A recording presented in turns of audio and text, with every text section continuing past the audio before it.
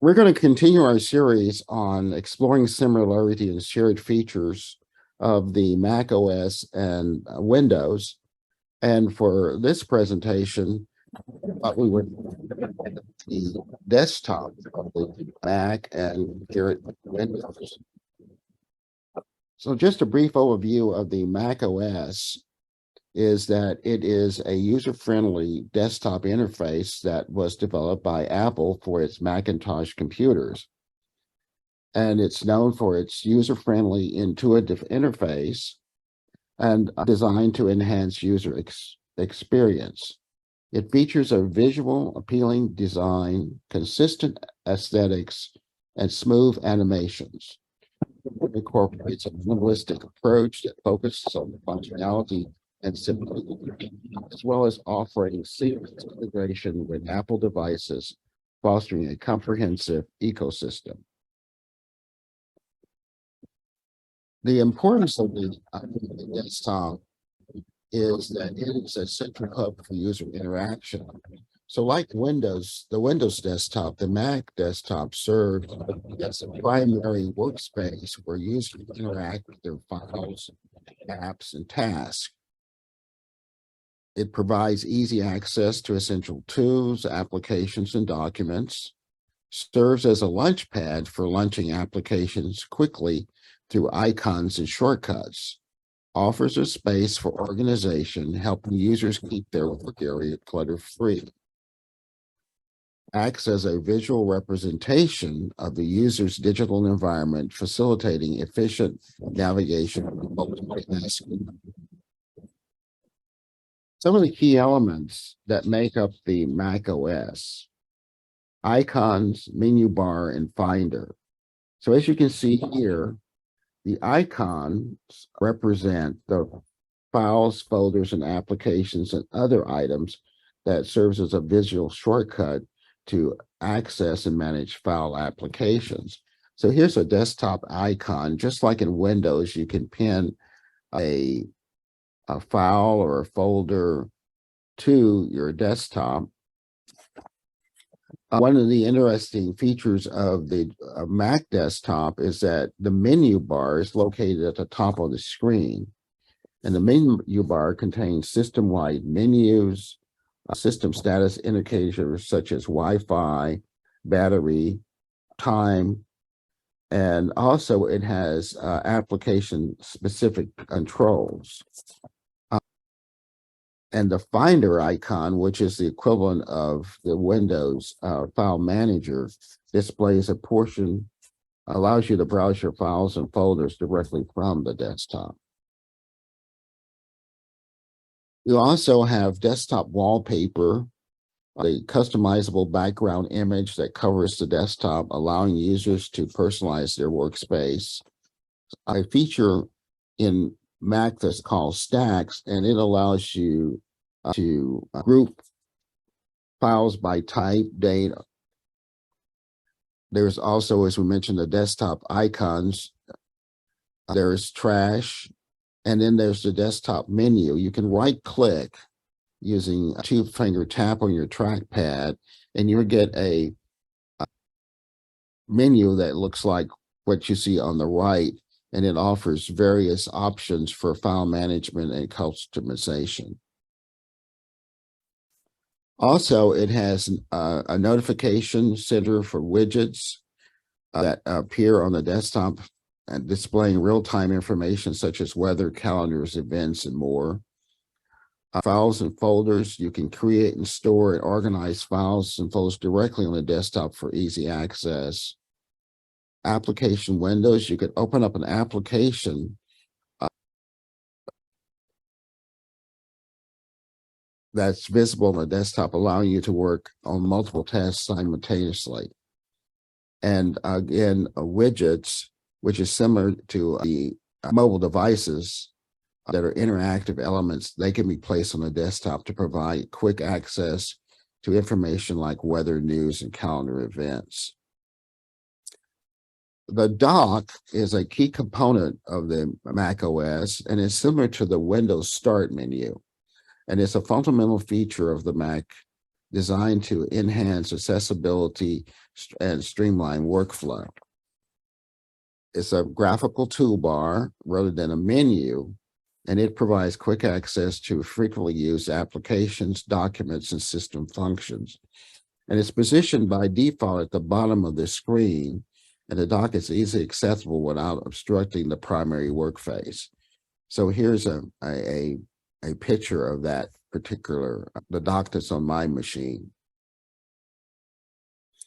One thing about it is strategically located, which ensures that you can reach it with minimal effort, promoting efficient multitasking.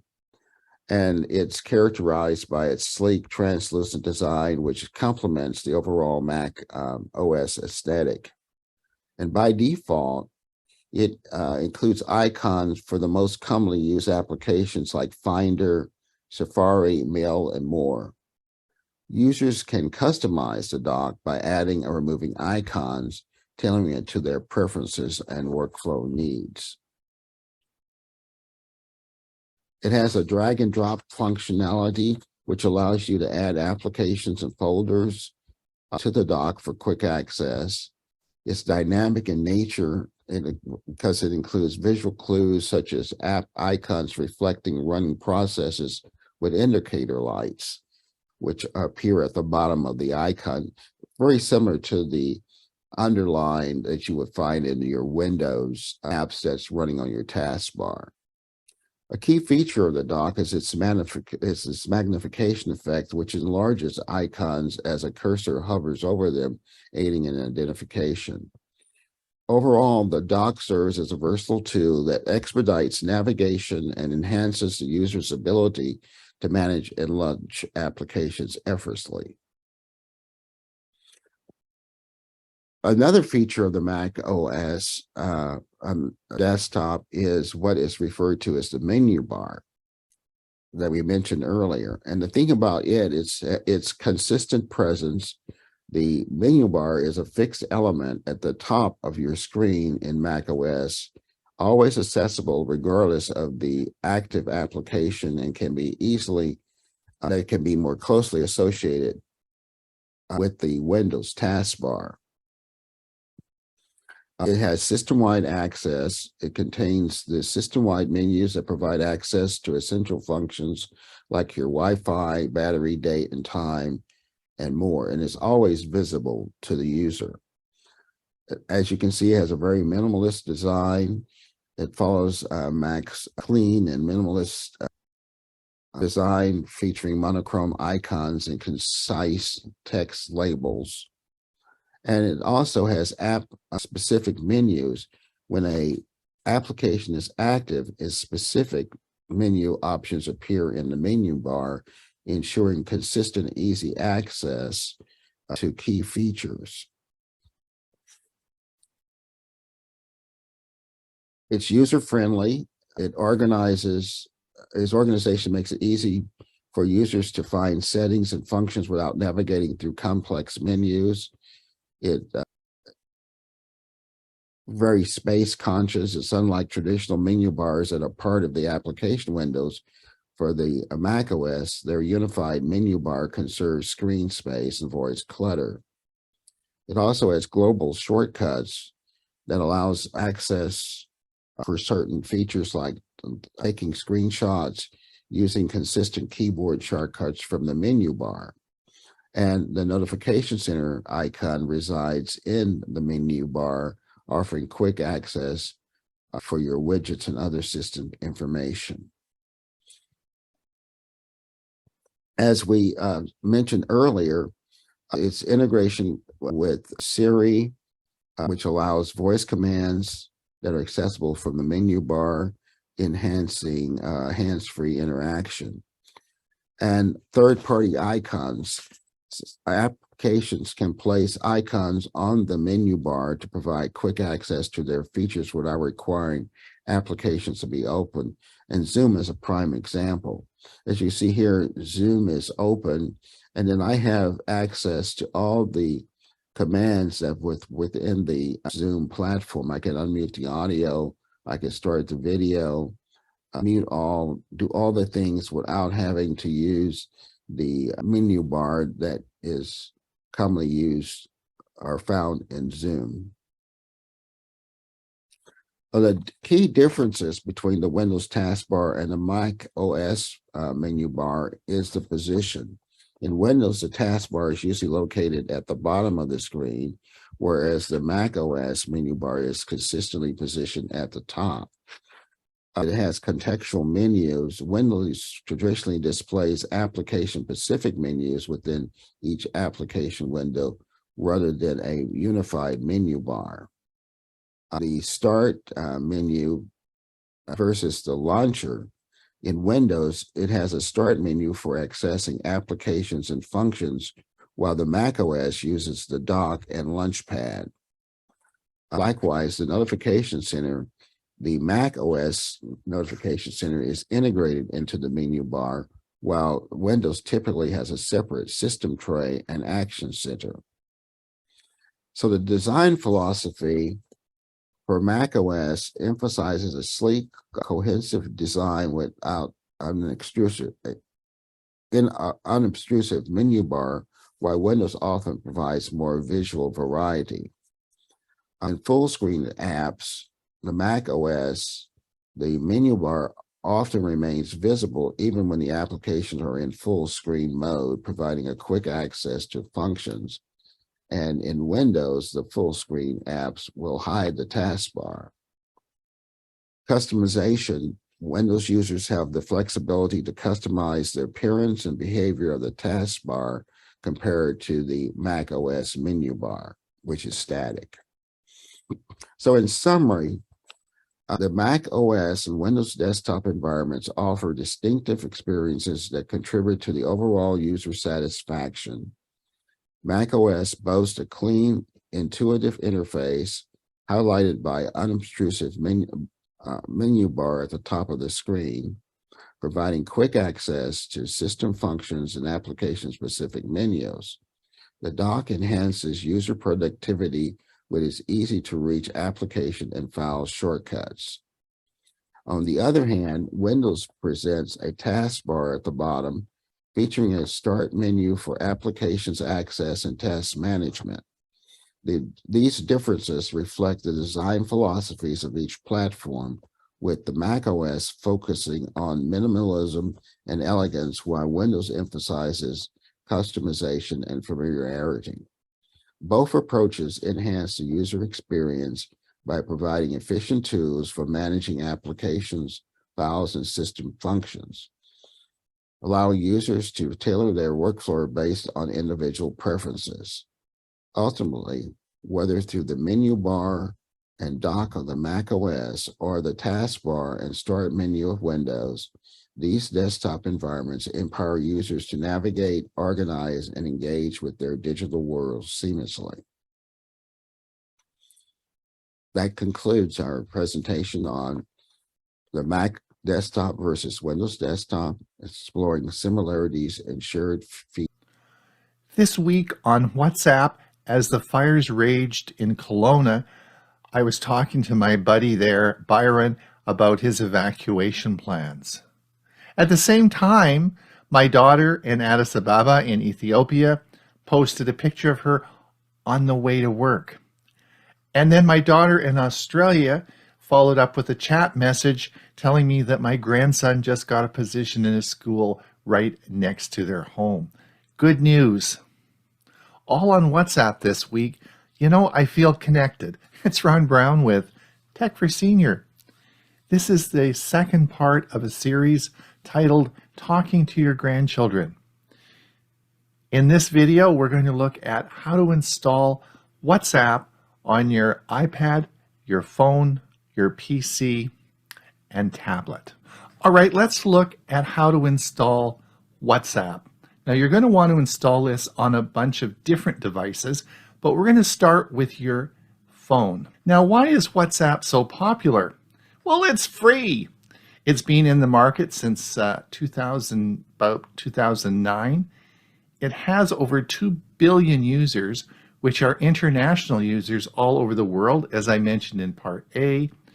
But the unique thing about WhatsApp that you need to understand is that you are identified by your phone number, not by your email address or your name.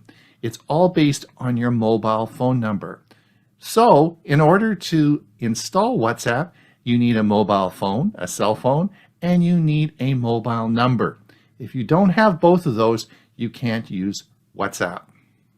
You should also realize that WhatsApp, not only is it free, but there are no advertisements, and there is end-to-end encryption on all your information, including phone calls, video calls, and chats. So it is a very secure form of communication. Today, I would recommend that you install WhatsApp on your cellular phone first, and I'll explain why as we go along. So head over to Google's Play Store or Apple Store and download the WhatsApp app. Now, please make sure it looks like this because there are many imitations. We don't want you installing some malware, but if you get it from both those sites, you'll be fine. I'll explain in a minute just how you're going to do this on a Windows PC because it's a bit different. So let's get on with that, download it, and we'll show you how to install it. Okay, so you've now downloaded the app. Just click the install button and install the app on your mobile device. Of course, you'll have to agree to the terms of service, and then you'll have to provide your mobile phone number. This will then be confirmed with a text message and a security code that you'll have to enter in, and that links your phone to WhatsApp through that phone number. Now, there will be a number of steps that it automatically goes through, which will generate permission requests on your phone. It'll want to know your location, it'll want to look at your contact list, it'll want access to your camera, and basically I would just agree to all of those because they're all going to be needed to use your app correctly. Now, as it looks through all your contacts, it's going to find any WhatsApp members and put them in your WhatsApp contact list. And remember what I said, you have to have a mobile number associated with the contact in order for it to identify that individual, and then it'll check the WhatsApp database and see if they're there and enter it into your contact list. So you will have to enter some contacts, I'm sure, but it's super easy to manually enter these in. So after you get WhatsApp installed on your phone, you should go on to install it on all the devices you have. You can store it on up to 5 devices on the same account. So I have mine loaded on my Chromebook, my PC, my iPad. All the devices have my WhatsApp account on. Very easy to install. Let's go over to the WhatsApp page, and you'll see here on the home page of WhatsApp, you'll see that there's a download button in the top left-hand corner. Now, I would not recommend using WhatsApp on the web because a lot of the features won't work. It's much better to use the app on your device. But what about Windows? Let's have a look. Let's click the download button there in the top left and see what happens. So here you'll see it says Android, so you go to the Play Store. It's the iOS, you go to the Apple Store. So for the Windows version, go to the Windows Store. And if you click this button, it will take you to the Windows Store where you'll download the Progressive Web app for your Windows PC. This works perfectly and is very easy to install. So now you should have all these apps installed on your devices. What we want to do is link them to your main account on your phone. So let me show you how to do that now. All right, let's talk about installing WhatsApp on your PC first. Well, it's very simple. You just run the install program and it will install the app onto your computer.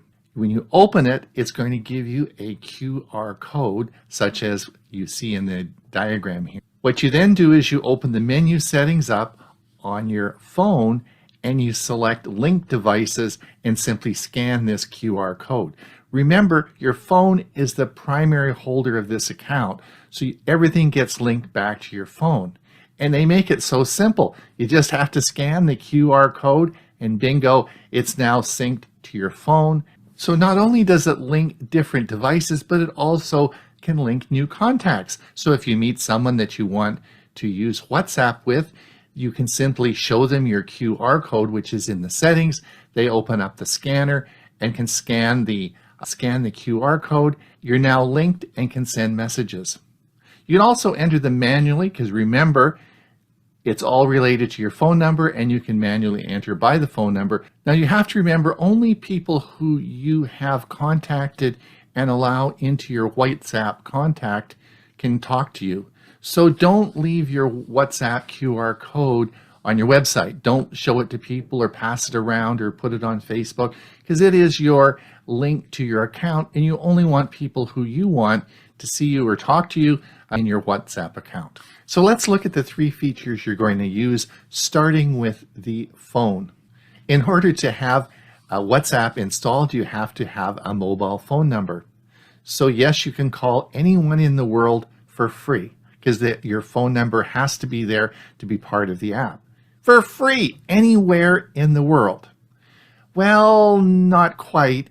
It depends on your carrier and also the receiving carrier where you're phoning, if there are any charges. But it could be possible that there would be no charges and you can talk anywhere in the world for free. Now, this is not a new technology. You remember Skype? They use the same sort of thing. But the thing that is important that you understand about WhatsApp is that it is end-to-end encrypted.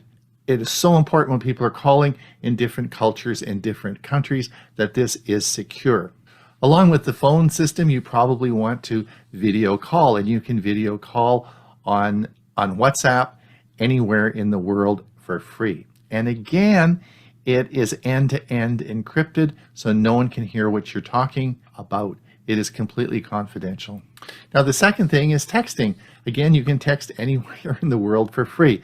Again, that depends on the SIM card and your plan and the receiving plan, whoever you're calling. But it is possible that this is totally free and you can text anywhere in the world. And again, it is encrypted. So the last part is the chat, which is the really big one that I think most people use all the time. And it's so you can sort of be part of that young group and you can keep up with everybody.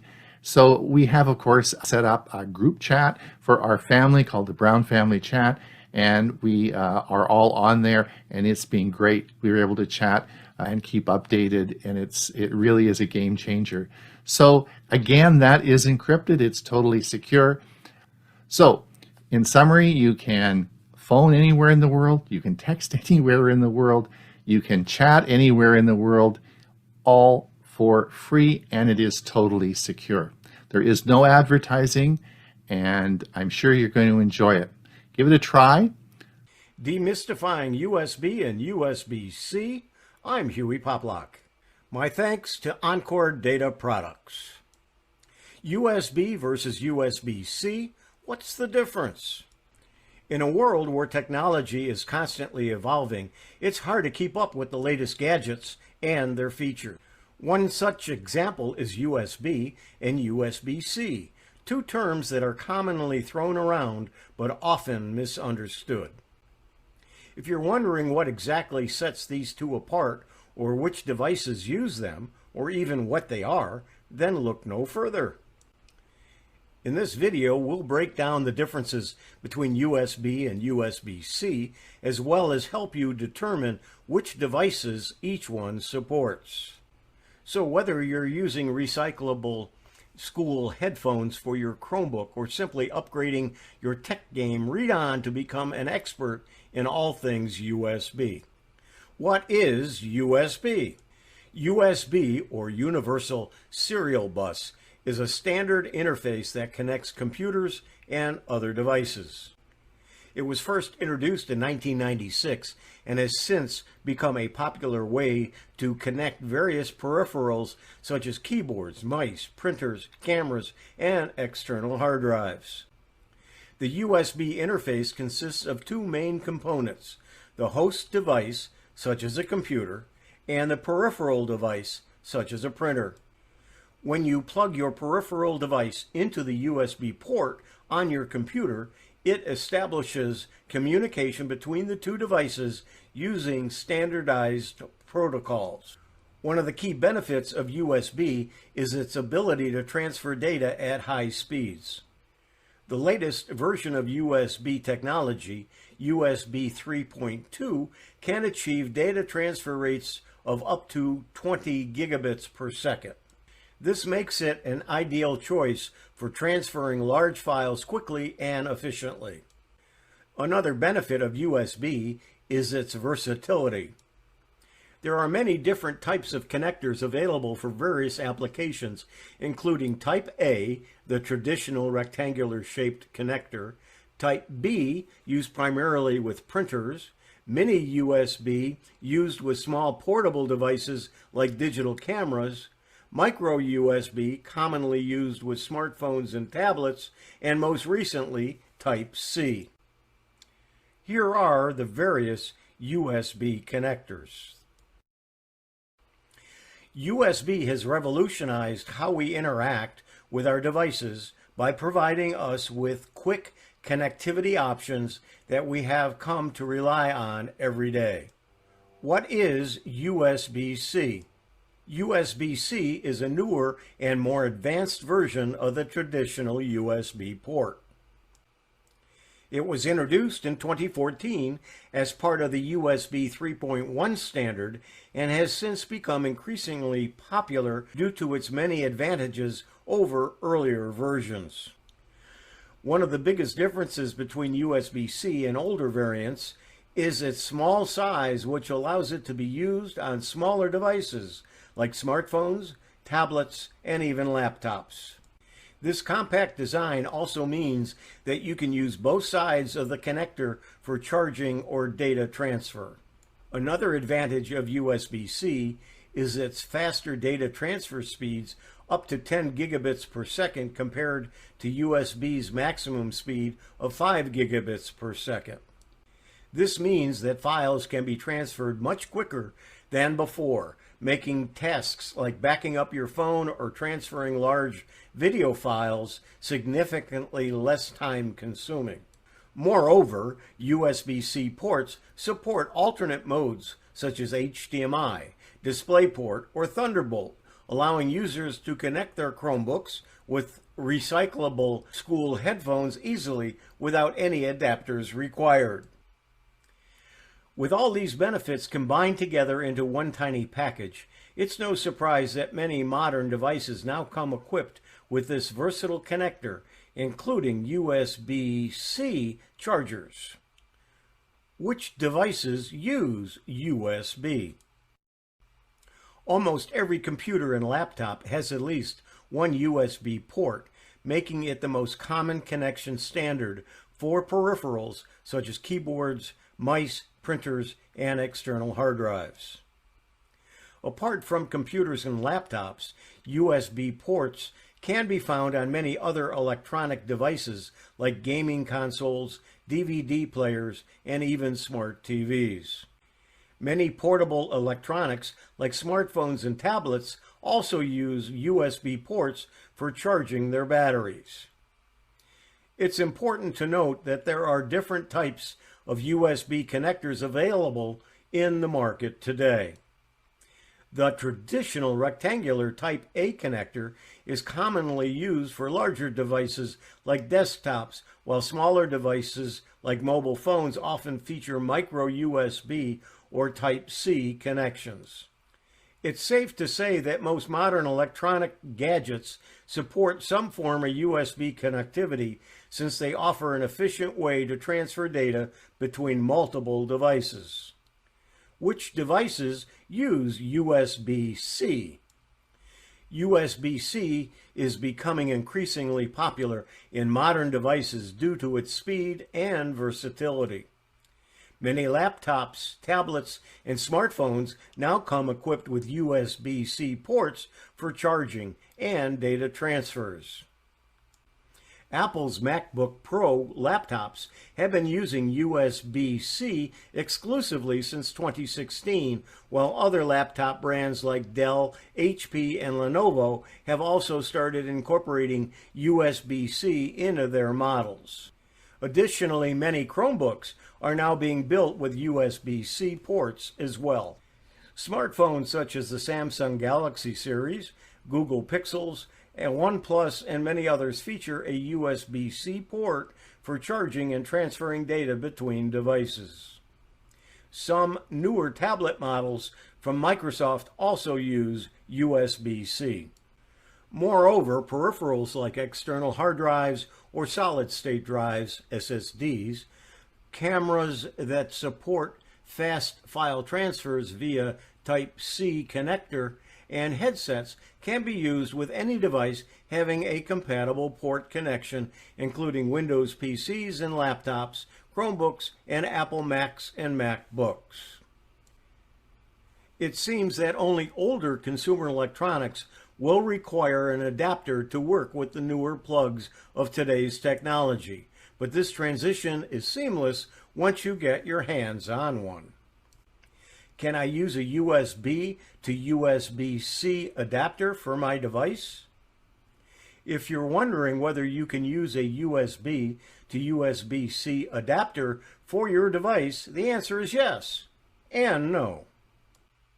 It depends on the type of device you have and what kind of connectivity options it supports.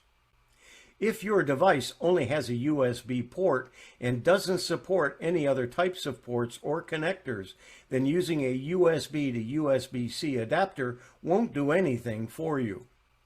Your device simply doesn't have the hardware necessary to communicate with devices that use the newer standard. In addition, even if your device does support multiple types of ports or connectors, such as HDMI or Thunderbolt 3, in addition to traditional USB ports, there's still no guarantee that a specific adapter will work correctly with your particular model. In general, though, most modern laptops and Chromebooks should be able to use an adapter without issue, since they tend to come equipped with at least one Type-C port these days. Just keep in mind that certain peripherals may not function properly when connected through an adapter due to differences in power delivery requirements or data transfer speeds. Some final thoughts. When it comes to which devices use which technology, it really depends upon the age of your device.